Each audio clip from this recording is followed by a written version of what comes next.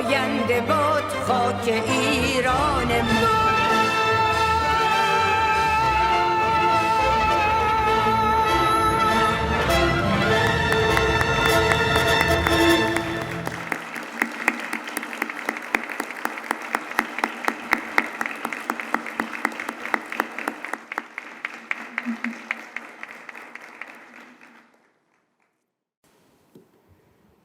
با سلامی بسیار گرم از این راه دور، از اینجا تا همه نقاطی که دوستان و رفقا و خواهران و برادران شورایی هستند. چشم همه ما روشن، ما شما رو می‌بینیم خوشبختانه.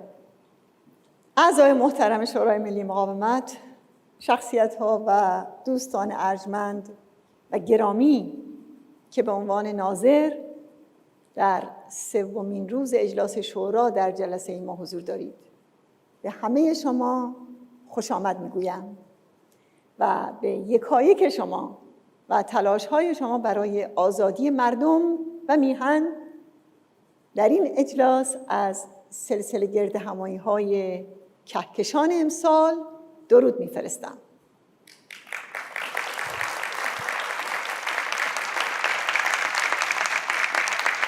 اجازه بدید از جانب شما و همراه با شما آغاز 40مین سال حیات شورای ملی مقاومت رو به مردم ایران تهنیت بگم، اونها که از رنج و شکنجه 120 ساله و از خون دل نسل‌های پی در پی خود امکان برپایی و ماندگاری یک جایگزین دموکراتیک رو فراهم ساختند.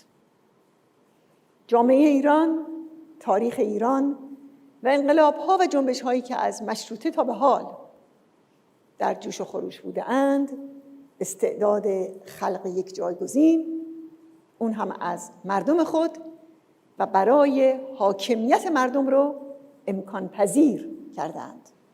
اما رسوندن این استعداد به یک واقعیت سیاسی و مادی جز با یک رهبری ذی‌صلاح و جز با رنج و تلاش بسیار ممکن نبود و این نقش آفرینی شایسته‌ای که مسعود با موفقیت عظیمی به اثبات رسونده و از این راه کل جنبش مقاومت رو آینده دار کرده. بله، شرایط تاریخی برای شکلگیری آلترناتیو دموکراتیک وجود داشت، اما نه پایه‌گذاری اون مفت و رایگان بود، نه ماندگاری و اعتلاع اون ساده و ارزان. در آغاز 40مین سال تأسیس شورا، ابتدا خاطره شهیدان بزرگی مثل شکرالله پاک نژاد رو گرامی می‌داریم که از نخستین مشوقان شورا بود. اون از اوایل اردیبهشت سال 60 که نشریه مجاهد انتشار صفحات ویژه شورا رو آغاز کرد، این کار رو ستود و شورا رو محوری برای تجمع نیروهای انقلاب خوند. و همچنین یاد نویسنده بزرگ غلام حسین سایدی که در ماهنامه شورا مقاله و مطلب می‌نوشت گرامی باد. همچنین هنرمندان نامداری مثل خانم مرضیه، عماد رام، آندرانیک، منوچهر سخایی، استاد علیوندی، منصور قدرخواه و محمد سیدی کاشانی رو از یاد نمیبریم. شهیدان والایی مانند دکتر کاظم رجوی و محمد حسین نقدی که در شمار نمایندگان شورا بودند، اعضای صدیق و پرسابقه شورا مانند مهندس یزدان حاج حمزه و مهندس صمد ساجدیان و مهندس حسین شهیدزاده یعنی کاکزان و خواهرانم بتول رجایی و زهرا مرصفت و مسئولان صدیق کمیسیون‌های شورا، ابراهیم زاکری و محمد علی جابرزاده و مجاهد شهید گیتی گیوچیان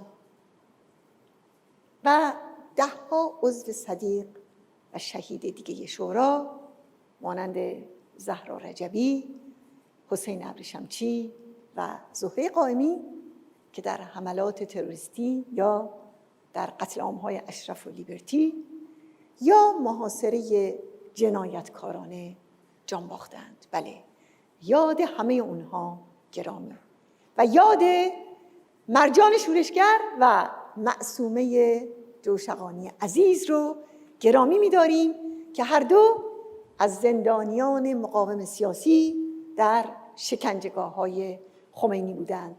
سلام بر همه آنها که تا آخرین دم حیات به عهد خودشون وفا کردند.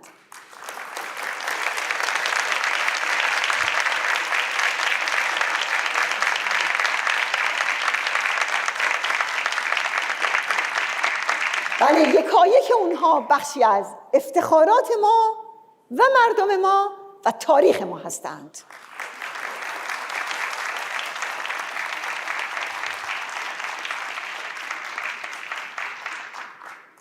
دوستان عزیز، صدور حکم اعدام 3 نفر از جوانان دستگیر شده در قیام آبان بر اساس دستور خامنه‌ای و خشم و اعتراض میلیون‌ها نفر در داخل و خارج ایران و بعد از اون خیزش هموطنانمون در بهبهان آمادگی اجتماعی برای قیام و سرنگونی رو یک بار دیگه نشون داد. نشون داد که جامعه ایران در هر فرصتی برای قیام حاضر میگوید و ما همچنان که در طرح 10 ماده این مقاومت اومده از سالها پیش خواهان لغو حکم اعدام بودیم و بر اون تأکید داریم و همه هموطنان رو به اعتراض هرچه گسترده تر علیه این مجازات ضد انسانی به خصوص در مورد جوانان مبارز و مجاهد و دستگیر شدگان قیام فرا می‌خوانیم. زندانیان سیاسی باید در اسرع وقت آزاد شوند و ما باز هم مجامع بین المللی و دولت‌ها را فرا می‌خوانیم که رژیم آخوندی را برای آزادی زندانیان سیاسی تحت فشار قرار بدهند. بله،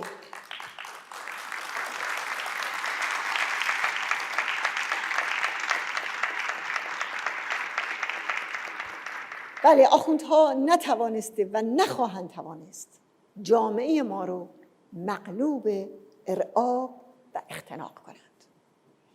آبان آتشین در خون فرو رفت ولی از پا نیفتاد. بهبهان، ماهشهر، شیراز، کرمانشاه و شهریار سرخفام شدند اما همچنان مترصد شورش هستند.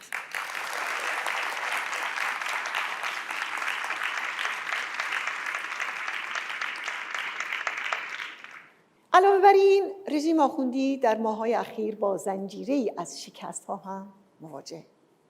شکست انتخابات نمایشی که حتی مطابق آمار مهندسی شده رژیم پایین‌ترین درصد مشارکت در 40 سال اخیر رو داشته و شکست در جلوگیری از گسترش کانون‌های شورشی که به رغم همه دستگیری‌ها و سرکوب‌ها عملیات و فعالیت بیوقفه اونها ادامه داره.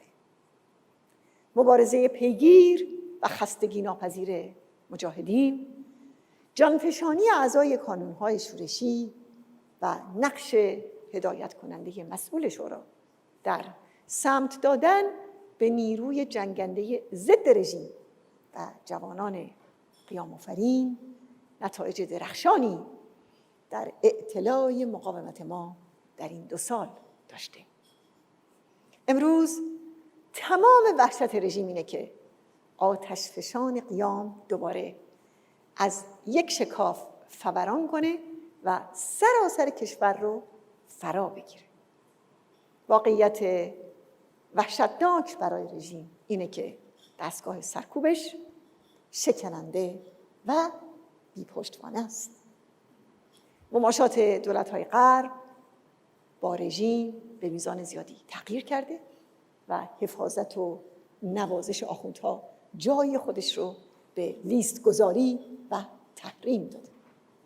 همچنین هلاکت سردشخیم قاسم سلیمانی علاوه بر وارد کردن یک ضربه جبران نشدنی به نیروی سرکوب و تروریسم تأثیر روانی عظیمی بر پاسدارا به جا گذاشته.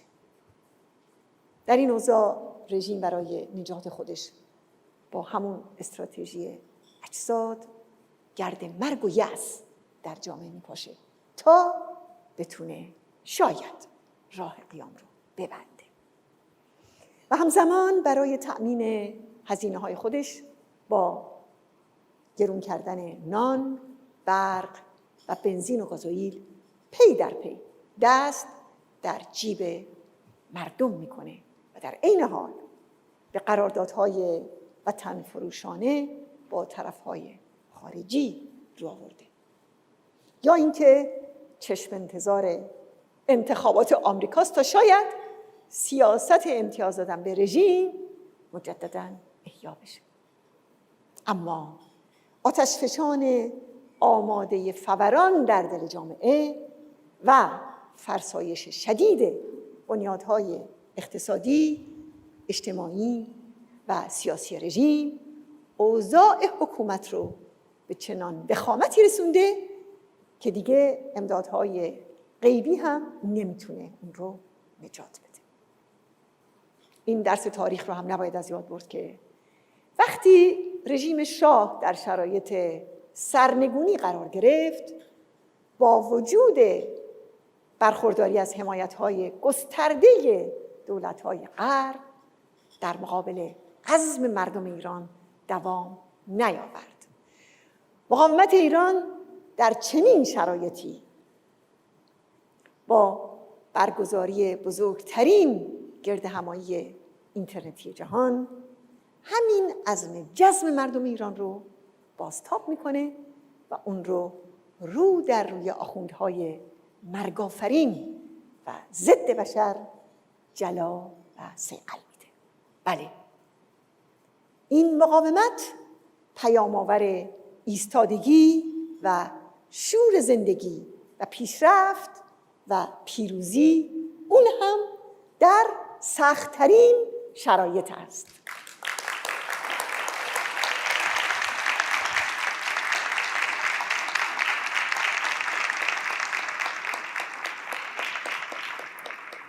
دوستان و یاران شورایی، امروز که 39 سال از حیات و فعالیت شورای ملی مقاومت رو پشت سر داریم، اجازه بدیم با این سوال بر نقش حقیقی این جایگزین در جامعه و تاریخ ایران متمرکز شویم که راستی شورای ملی مقاومت چه تضادهای اساسی رو در مبارزه تاریخی میان مردم ایران و رژیم ولایت فقیه حل کرده و برای آینده بعد از سرنگونی رژیم چه بنیادها و سنگ بناهایی رو تأسیس کرده تا بتواند مانع بازگشت دوباره کشور به دیکتاتوری و ارتجاع و وابستگی بشود. برگردیم به تاریخ ایران. در یک قرن گذشته دو جریان اساسی به موازات هم در حال پیدایش و رشد بودند. جریان اول یک نظام به شدت مستبد است که رژیم‌های سلطنتی و آخوندی به رغم تفاوت ماهوی فاحش خود در بنای اون همدست بودند. و جریان دوم بر پایه یک جایگزین از درون جبهه مردم برای حاکمیت آزادی و جمهور مردم است. این چکیده تاریخ سیاسی 100 سال اخیر ایران است. مرور این تاریخ نتیجه مهم دیگری رو هم به دست میده. اینکه الگوی سلطنت که الگوی وابستگی و استبداد است شکست خورد. الگوی ولایت فقیه هم که الگوی استبداد دینی است شکست خورده است. استبداد سیاه رضاخانی ایران رو در ورطه اشغال متفقین رها کرد. دیکتاتوری پسرش به حاکمیت ارتجاع مذهبی منجر شد. خمینی ایران رو با جنگ 8 ساله و با قتل عام و نسل کشی جنون‌آسا در هم کوبید و خامنه‌ای ایران رو در جنگ‌های منطقه‌ای و در سرکوب و گرسنگی و بیماری فرو برد. پس هر دو الگو شکست خوردند و راه حل فقط همین شوراست که از نفی وابستگی و نفی استبداد دینی رویان و شکوفان شده است.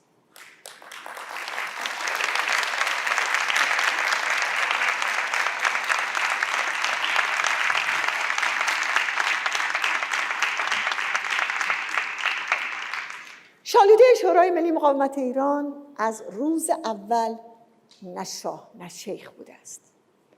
مرزبندی نه شاه نه شیخ یعنی نفی نظام‌هایی که بر شکنجه و کشتار و غارت و وطن فروشی و محروم سازی مردم استواره. و در مقابل دو دیکتاتوری شاه و شیخ، شورای ملی مقاومت بر اصل آزادی‌ها و حاکمیت مردم استوار شده. یعنی رأی و انتخاب آزادانه یکایک مردم، آزادی و دموکراسی، برابری زن و مرد، خودمختاری ملیت‌ها، حقوق بشر، مشارکت مردم در سرنوشت خودشون، عدالت اجتماعی اقتصادی و همچنین همبستگی ملی. بله، همه اینها موضوع نبرد ما با ارتجاع حاکم از شروع حکومت خمینی تا همین امروز است. در انقلاب مشروطه وقتی که مردم برای اعتراض به خیابون‌ها اومدند، برای اولین بار کلمه ملت ایران رو بر زبون آوردند. تمام مسئله شورا همین است، حاکمیت مردم. و همونطور که میدونین اعضا و جریان‌های تشکیل دهنده این شورا از روز اول در برابر غصب حاکمیت مردم توسط خمینی ایستاده اند و از جمله به قانون اساسی ولایت فقیه رأی نداده اند. وظیفه شورای ملی مقاومت انتقال حاکمیت به مردم ایران است. برنامه شورا حق تصمیم گیری و تعیین سرنوشت توسط خود مردم رو به رسمیت شناخته و اعلام کرده که احراز حاکمیت مردمی ارزشمندترین دستاورد مقاومت عادلانه مردم ایران است و لازمه حاکمیت مردم این است که راه‌ها و امکانات هرچه بیشتری برای مشارکت مردم در تصمیم گیری ها فراهم شود. در واقع روح اساسی برنامه شورا و چکیده طرح‌ها و مصوبات اون و همچنین مضمون مهمترین موضع‌گیری ها و بیانیه های اون در یک کلام اصل حاکمیت مردم به جای حاکمیت و ولایت شیخ و شاه است.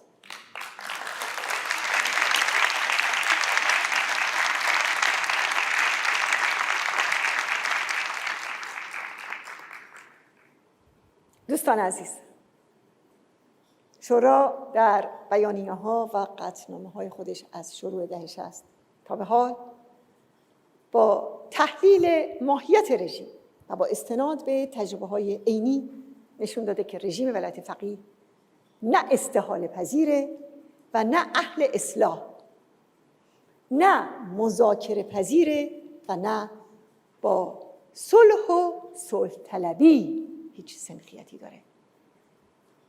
در سالهای ابتدای دهه 60 وقتی که عده‌ای برای توجیه روابط خود با رژیم نغمه‌های استحاله پذیری رو شروع کرده بودند، شورا اعلام کرد هر گونه شبهه تحول پذیری و الغای قابلیت اصلاح این رژیم همدستی با اون و خیانت به عالی‌ترین مصالح مردم ایران و آرمان‌های آزادی‌خواهانه اونهاست. وقتی که خمینی مرد و رفسنجانی مانور میانه روی رو شروع کرد، مجدداً شورا اعلام کرد این رژیم نه معتدل و میانه رو خواهد شد و نه قادر خواهد بود به بازسازی کشور بپردازد و از تروریسم و ارتجاع دست بردارد. و بعد از روی کار اومدن آخوند خاتمی هم باز شورای ملی مقاومت تصریح کرد که نظام ولایت فقیه قابلیت رفور، گشایش، اصلاح و استحاله ندارد و دار و دسته های اصلاح طلب قلابی رژیم هدفشون چیزی جز طولانی کردن عمر همین رژیم، اون هم پیرامون عمود خیمه نظام نیست.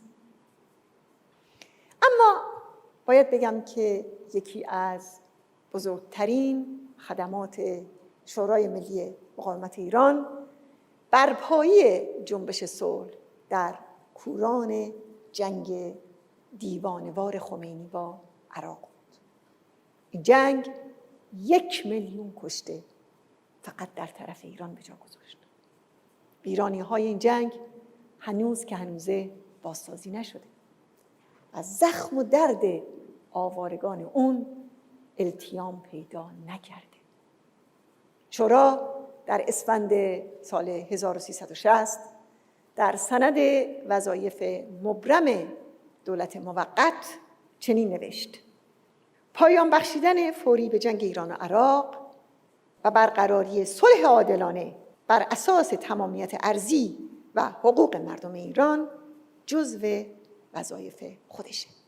بعد از اینکه در 3 خرداد سال 61 قوای عراقی خاک ایران رو ترک کردند، در حالی که خمینی همچنان به جنگ ادامه میداد، مسئول شورا با شجاعت تمام پرچم صلح رو برافراشت و با ریسک پذیری فوق‌العاده علیه جنگ شومی قیام کرد که خمینی با یک فریبکاری عظیم اون رو یک امر ملی و میهنی جلوه میداد.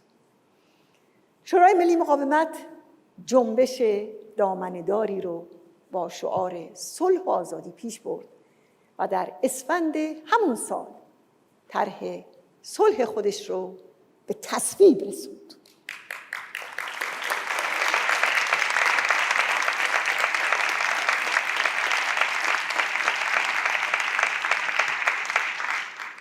این طرح با تاکید بر قرارداد 1975 الجزایر و مرزهای زمینی و رودخانه‌ای مندرج در اون و با تاکید بر ارجاع مسئله تعیین خسارت‌های ناشی از جنگ به دیوان بین‌المللی لاهه منافع ملی ایران رو در بالاترین سطح تضمین می‌کرد.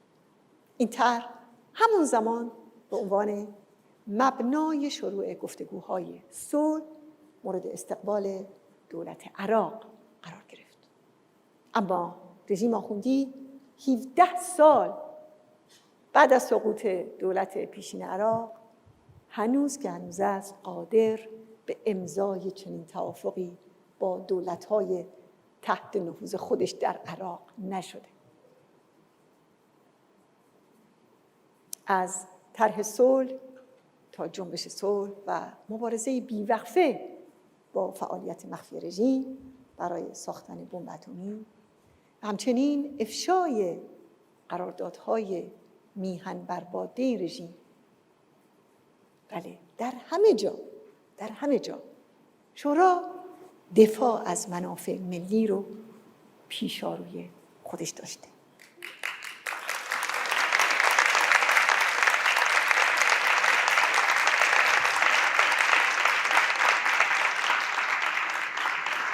از خرداد سال 70 که هنوز کسی کمترین توجه یا اطلاعی درباره پروژه‌های اتمی رژیم نداشت، شورا تلاش گسترده خودش رو برای افشای این پروژه‌ها شروع کرد و در سالهای اول دهه 80 با روشنگری‌های مستند خود مخفی کاری 18 ساله رژیم در برنامه بمبسازی هسته‌ای رو در هم شکست.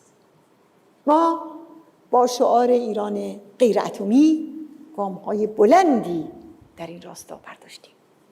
شورا در بیانیه سالانه 1383 اعلام کرد: ما به حکم احساس مسئولیت انسانی، ملی و میهنی و مواضع صلح‌طلبانه خود به افشای مراکز مخفی که حکومت آخوندی برای تولید بمب اتمی در شهرهای نطنز و عراق به وجود آورده بود پرداختیم تا مراجع مسئول بین‌المللی از وقوع این فاجعه جلوگیری کنند. دوستان عزیز، یکی دیگه از مسائل اساسی که شورا موفق به حل اون شده، ایجاد یک ظرفیت دموکراتیک برای ائتلاف و همکاری کسانی که برای سرنگونی رژیم مبارزه می کنند.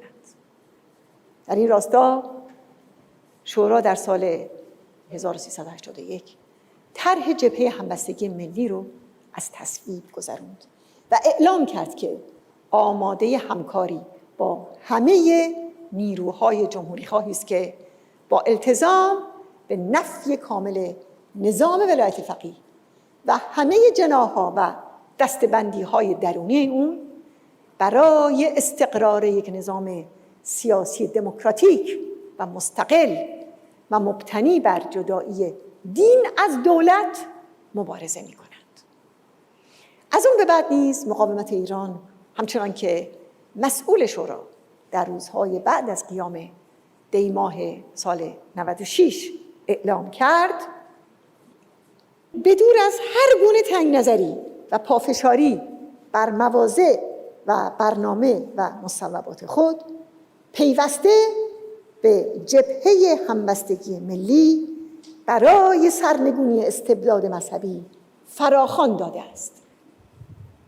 به خاطر اهمیت موضوع و ثبت در سینه تاریخ، اون هم در شرایطی که شورای ملی مقاومت در این 40 سال با فاصله غیر قابل قیاس با سایرین بالاترین و مؤثرترین نیروی ضد رژیم ولایت فقیه بوده و بالاترین رنج و رزم و خون و فدا رو داشته، ببینیم که باز هم همین شورا تا کجا به خاطر همبستگی در چارچوب جبهه خلق انعطاف از خودش نشون داده.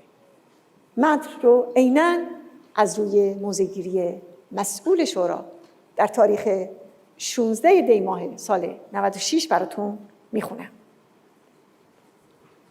شورای ملی مقاومت به دور از هر گونه تنگ نظری و پافشاری بر مواضع و برنامه و مصوبات خود، پیوسته به جبهه همبستگی ملی برای سرنگونی استبداد مذهبی فراخوان داده و اعلام کرده که آماده همکاری با همه نیروهای جمهوری خواهی است که با التزام به نفی کامل نظام ولایت فقیه و همه جناح‌ها و دسته‌بندی‌های درونی آن برای استقرار یک نظام سیاسی دموکراتیک و مستقل و مبتنی بر جدایی دین از دولت مبارزه می‌کنند.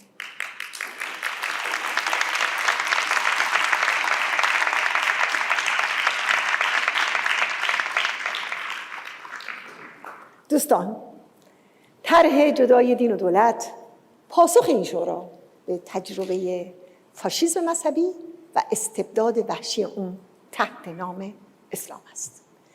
برنامه شورا دین اجباری و اجبار دینی را مردود می‌شناسد و هر گونه استفاده از تبعیض و امتیاز و اجبار سیاسی و اجتماعی در رابطه با اسلام را رد می‌کند. برنامه شورای ملی مقاومت در سال 1360 بر تساوی حقوق سیاسی و اجتماعی همه آحاد ملت و ملغا شناختن همه امتیازات جنسی و قومی و عقیدتی تأکید دارد. البته نفس تشکیل همین شورا و مناسبات نیروهای اون به معنای ارائه یک الگوی عملی از جدایی دین و دولت و یک جمهوری آزاد و برابر است. طرح شورا در مورد رابطه دین و دولت در آبان 64 به تصویب رسیده. این طرح از یک طرف تصریح میکنه که هیچ دین و مذهبی رو به هیچ عنوان دارای حق و امتیاز ویژه نمیشناسه و از طرف دیگه بر آزادی ادیان و مذاهب تاکید داره. در ماده اول این طرح تاکید میکنه اعمال هر گونه تبعیض در مورد پیروان ادیان و مذاهب مختلف در برخورداری از حقوق فردی و اجتماعی ممنوع است. هیچ یک از شهروندان به دلیل اعتقاد یا عدم اعتقاد به یک دین یا مذهب در امر انتخاب شدن، انتخاب کردن، استخدام، تحصیل، قضاوت و دیگر حقوق فردی و اجتماعی مزیت یا محرومیتی نخواهد داشت. و باز ماده سوم تصریح میکنه که صلاحیت مقام‌های قضایی ناشی از موقعیت مذهبی و عقیدتی آنها نیست. همچنین قانونی که ناشی از مرجع قانونگذاری کشور نباشد رسمیت و اعتبار نخواهد داشت. در حقیقت شورا به حل مسئله موفق شده که در جریان مباحث متمم قانون اساسی مشروطه در مجلس اول سرباز کرد و همون موقع جبهه‌بندی بزرگی میان مشروطه خواهان و مدافعان حکومت قانون و دموکراسی از یک طرف و مشروطه خواهان و طرفداران شیخ فضلالله یعنی اسلاف آخوندهای حاکم از طرف دیگه ایجاد کرد. مشروطه خواهی سرانجام به استبداد زیر پرده دین در حکومت ولایت فقیه انجامید که 42 سال است مردم ایران با گوشت و پوست و استخوان اون رو و فجایع اون رو لمس می‌کنند. درست در مقابل این استبداد دینی سازمان مجاهدین به عنوان عضو همین شورا اسلامی رو نمایندگی میکنه که آنتیتز ارتجاع خمینی و جاهلیت و ارتجاعی است که اون و رژیم ولایت فقیه نمایندگی کردند. وقتی در این شورا جنبشی مثل مجاهدین با این دیدگاه ترقی خواهانه بر لغو هر گونه امتیاز در مورد پیروان هر دینی صحه می‌گذارد، طرح جدایی دین از دولت از انواع عبارت پردازی‌های رایج واقعاً متمایز می‌شود و واقعاً از پشتوانه عظیمی برخوردار است.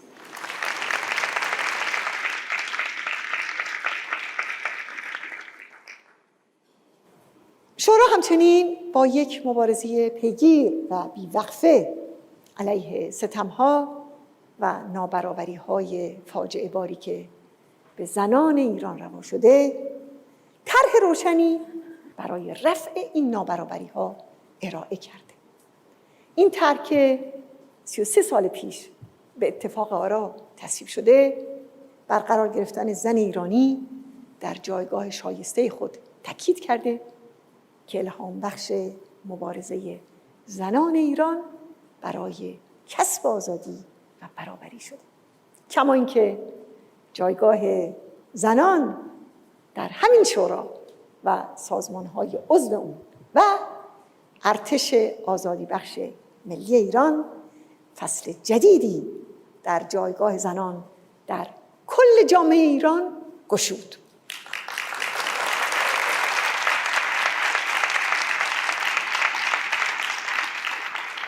البته در نقطه مقابل هم رژیمی رو به یاد دارید که در همون سالها در مجلس خودش حتی از قبول یک کمیسیون نمایشی زنان خودداری کرد و اون رو به کمیسیون خانواده تبدیل کرد. دوستان عزیز، یاران شورایی، باز یکی دیگر از مهمترین مسائلی که شورای ملی مقاومت از شروع تأسیس خودش اکیداً مورد توجه قرار داده، خودمختاری ملیت‌های ستمزده است. البته از شروع حاکمیت خمینی، نیروهای تشکیل دهنده این شورا در مقابل سرکوب هموطنان کرد، عرب، ترکمن و سایر ملیت‌ها توسط این رژیم ایستادند. شورا در برنامه خودش تاکید کرده که همه ملیت‌ها و همه شاخه‌ها و تنوعات ملی وطن ما باید از خودمختاری داخلی برخوردار باشند و تاکید می‌کند که حقوق و آزادی‌های فرهنگی و اجتماعی و سیاسی اونها در چارچوب وحدت، حاکمیت و یکپارچگی کشور باید تأمین شود. شورا به طور خاص یک طرح 12 ماده‌ای برای خودمختاری کردستان ایران در سال 1362 تصویب کرد که به رغم گذشت 3 دهه هنوز هم یکی از جامع‌ترین الگوهای جهانی است.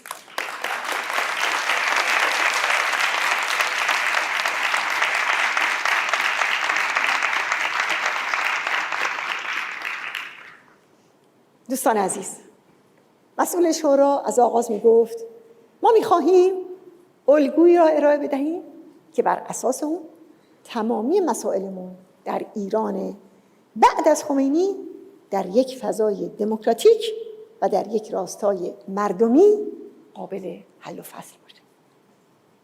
شورای ملی مقاومت به این تعهد وفادار است که هدفش نه کسب قدرت بلکه انتقال قدرت به مردم ایران است. طبق مصوبات شورا، دولت موقت بایستی حداکثر طی 6 ماه از طریق یک انتخابات آزاد مجلس مؤسسان و قانونگذاری ملی را تشکیل دهد. وظیفه انتقال حاکمیت هم تا اونجا که به دولت موقت مربوط می شود به محض تشکیل مجلس مؤسسان و قانونگذاری ملی پایان می‌پذیرد. از دیگر ارزش‌ها و سنت‌های شورا و منش دموکراتیک اون رعایت این قاعده است که تعادل قوا در مناسبات خودش رو مردود شناخته و به جای اون قاعده رأی متساوی و هر عضو یک رأی رو در پیش گرفته. اعم از این که نماینده یک سازمان مثلا مجاهدین باشه یا یک شخصیت منفرد که به عضویت شورا پذیرفته شد. این روش در تاریخ ائتلاف‌های سیاسی بی سابقه است، زیرا هر ائتلافی بر اساس توازن قوای احزاب شرکت کننده اون شکل میگیره و بعد همه تصمیم‌ها و توافق‌ها بر پایه همین توازن صورت میگیره. در نتیجه نه فقط شخصیت‌های منفرد بلکه جریان‌های کوچکتر هم نقشی پیدا نمی‌کنند. ولی همه شما شاهد هستید که در طول این سالیان مسئول شورا هرگز و هیچگاه هیچ طرح و تصمیمی رو بدون اقناع و به دست آوردن توافق سازمان‌ها و شخصیت‌های عضو شورا پیش نبرده است. یعنی شورا در مناسبات درونی خود اصل رو بر بحث و اقناع گذاشته و در تصویب تمام طرح‌ها و مصوبات خود بدون استثناء از این اصل پیروی کرده. با توجه به اینکه ما در تبعید هستیم و دور از خاک وطن، حفظ ائتلاف و اتحاد و حرکت شورایی به واقع کار مشکلیه. در برنامه شورا هم اومده که علاوه بر عبور همگان از بوته آزمایش نظرسنجی و انتخاب عمومی، تا اونجا که امکان پذیر است باید شیوه بحث و اقناع عمومی و آزاد در پیش گرفته شود. شورای ملی مقاومت با ارائه یک برنامه پیشرو و طرح‌های پیشتازانه برای ایران آزاد فردا، سطح سیاسی و درجه ترقی‌خواهی جنبش مبارزاتی و جامعه ایران رو اطلاع بخشیده. اعتبار و جدیت طرح‌ها و مصوبه‌های شورا از اونجایی است که موضوع تعهد جنبشی است که پیوسته در حال مقاومت و نبرد، اون هم در برابر مهیب‌ترین استبداد مذهبی حاکم بر ایران، یعنی رژیم آخوندی است و در برانگیختن نسل پیشرو جامعه به طرف یک چشمانداز رهایی بخش بسیار مؤثر بوده است. همین مبارزه بی‌وقفه، دینامیزم ماندگاری این شورا و اطلاعی اون بوده و هست. تا جایی که من می‌دونم شورا تنها نمونه در تاریخ سیاسی معاصر است که خروج یا اخراج یا خیانت مدعیان یا پیوستن اونها به اردوی رژیم رو مورد به مورد با شفافیت کامل در بیانیه‌ها، قطعنامه‌ها و نشریات و به خصوص گزارش‌های مسئول شورا با مردم ایران در میان گذاشته. در این خصوص ما هیچگاه با هیچ کس و هیچ جریانی در این 40 سال شروع کننده نبودیم، بلکه همونطور که مسئول شورا بارها به مناسبت‌های مختلف گفته، ما پایان دهنده مشکل ایجاد شده بودیم. چرا که معیار یگانه ما، نبرد ما برای سرنگونی رژیم آخوندی است. به خصوص در مورد کسانی که با عبور از خط قرمزهای شورا در صدد راهیابی به نزد آخوندها بودند یا در دام وزارت اطلاعات رفتند و خود رو به اصطلاح منتقد شورا و مجاهدین قلمداد کردند. بله، این هم یکی از فرازهای مبارزه این شورا در این سالیان بوده است. از قدیم گفتند به آن صنعتگری اعتماد کنید که از سحر تا شام صدای پتک از کارگاهش قطع نمی شود.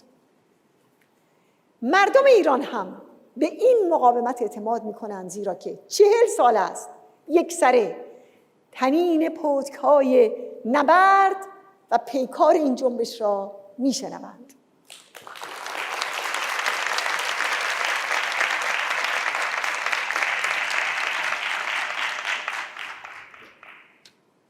مسئول شورا برای حراست از خونها و رنج‌های مردم ایران و رشیدترین فرزندان اونها و برای تضمین آینده ایران این جایگزین رو پیشنهاد و پیریزی و با آزمایشات و رنج بسیار پایداری اون رو در این 40 ساله تضمین کرده و می‌کند.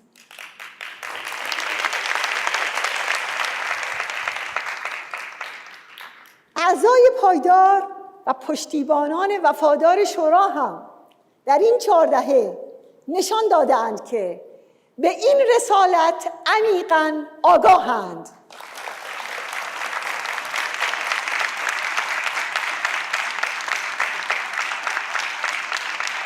و نشان داده‌اند که برای حفظ این جایگزین مستقل در برابر هیچ دولت و قدرتی کوتاه نمی آیند و کمترین خدشه‌ای به آن را تحمل نمی کنند.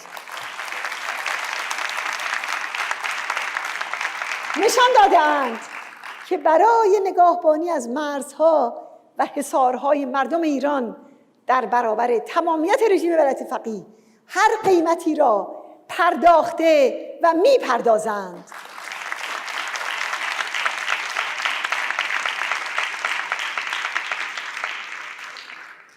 و نشان داده‌اند که در هر تلاطمی، در هر آزمایشی، در هر سختی و زیر هر فشاری از تمرکز تمام عیار روی مبارزه برای سرنگونی رژیم دست بر نمی‌دارند و همه چیز را در کفه مبارزه و مقاومت برای آزادی قرار می‌دهند.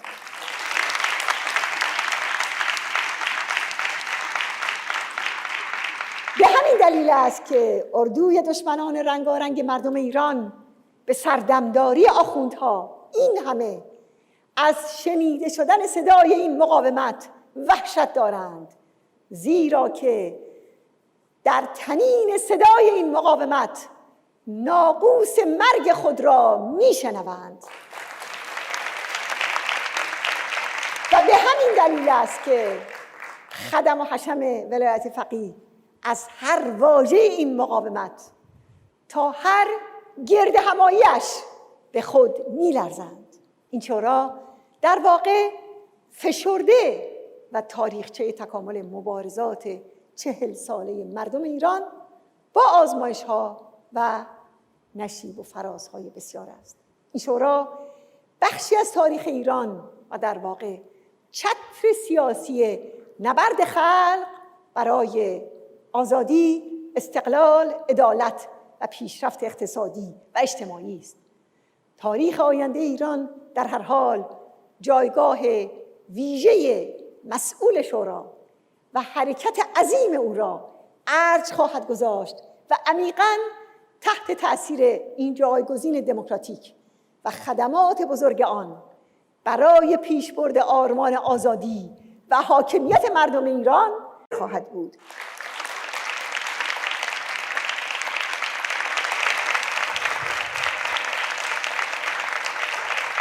شورای ملی مقاومت از روز اول تا امروز با افتخار تمام